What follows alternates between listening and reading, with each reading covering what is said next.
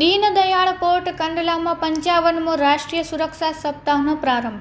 સલામતી અંગે જાગૃતિ ફેલાવવા સપ્તાહભર વિવિધ કાર્યક્રમો. દીનદયાળ પોર્ટ ઓથોરિટી કંડલામાં 12 થી 18 માર્ચ દરમિયાન ઉજવાતા 55મા રાષ્ટ્રીય સુરક્ષા સપ્તાહની ઉજવણીનો પ્રારંભ કરવામાં આવ્યો હતો.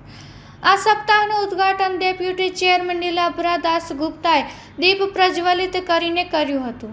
કાર્યક્રમમાં સીવીઓ જે.કે. રાઠોડ, પોર્ટના વરિષ્ઠ અધિકારીઓ, પોર્ટ યુઝર્સ, કર્મચારીઓ અને શ્રમિકો હાજર રહ્યા હતા.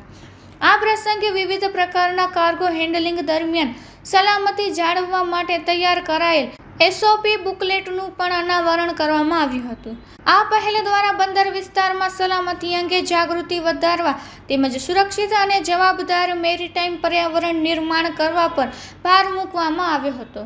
Report by Bharti Makhijani, Gandhidham.